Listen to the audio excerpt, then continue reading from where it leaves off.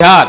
जिसके माथे पर वक्त की सुई व्यवस्था की समीक्षा का अलार्म तो बजाती है, लेकिन वोट बैंक के खर्राटों से लाचार राजनीति के धुरंधरों को स्नूज करके किनारा करना ही पड़ता है। बिहार जिसकी नजरों में मापदंडों का ऐसा कोहरा है जिसमें सामान्य वर्ग का कोई बच्चा 21 वर्ष में बूढ़ा हो जाता है और दूसरे वर्ग का कोई लड़का 28 साल में जवानी के ठुमके आरक्षण के डीजे पर लगाता है। बिहार जहां गणित में निगेटिव अंक पाने वाला व्यक्ति सिस्टम के माइनस से गुणा करके इस प्रकार पॉजिटिव बन जाता है कि नौकरी तो अकेले में घर बुलाकर कहती है,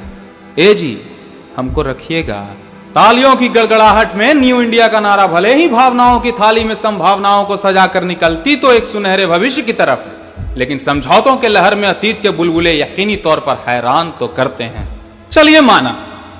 अपने मूल उद्देश्य की पूर्ति के लिए आरक्षण की यह व्यवस्था संसद, प्रदेश के साथ साथ सिविल सर्विसेज जैसी संवैधानिक संस्थाओं तक तो ठीक थी, लेकिन इस व्यवस्था को टेक्निकल, मेडिकल और आर्थिक क्षेत्र के विशेष योग्यता वाले पद प्रतिष्ठानों पर थोप के अव्यवस्था की नींव योग्यता के पैमानों को शर्मसार इसीलिए करती है क्योंकि इन क्षेत्रों में योग्यता से समझौता बनारस जैसे शहरों में पुलों का गिरना या फिर सरकारी विद्यालयों में शिक्षकों को राष्ट्रपति का नाम तक ना पता होने से जाहिर होता है। देखिए, हिंदुस्तान की गलियारों में प्रतिभा तो उस कंकड़ की तरह है जिसे वक्त के हथौड़ों से पीटना ही उसके भविष्य के नक्काशी का आधार बनती। जिम्मेदारी के बोझ तले संस्कारों की गठरी बांधकर कोई युवा कंपटीशन के जंग में कूदता तो ऐसे है मानो जमीन हिल जाए। मन को बहला फुसला कर कभी दिक्कत हो तो 3 इडियट्स वाला ऑल इज वेल सुनकर प्रतिस्पर्धा का श्री गणेश भी कर देता है, लेकिन वर्चस्व की इस लड़ाई में जब उसके पास होने का फैसला उसकी कलम नहीं बल्कि उसके जात करने लगे तो अध्ययन के नाम पर प्रतिभा का चीर हरण किसी नैतिक दोगलेपन से बढ़कर कुछ नहीं। समानता को स्थापित करने के नाम पर वर्गों को मक्कारी की चाशनी पकड़ाने का नाम है आरक्षण। समुदाय विशेष को सिर्फ जन्म के आधार पर अंकों की मुफ्तखोरी का अद्भुत आयाम है आरक्षण।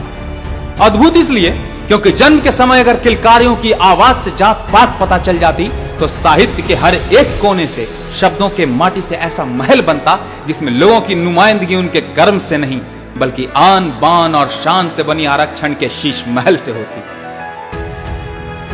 इसीलिए वक्त की यह मांग है कि बदलता हिंदुस्तान बदलाव की एक ऐसी कहानी लिखे, बदलता बिहार बदलाव की एक ऐसी कहानी लिखे जिसमें अवसरों की समानता ही भविष्य की पहली ईंट साबित हो।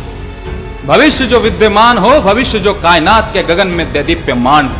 भविष्य जिसमें प्रतिभा के प्रकाश का जातिवाद के अंधकार तले सम्मान हो और अंततः भविष्य जो बिहार और हिंदुस्तान के चप्पे चप्पे में एक समान हो। धन्यवाद।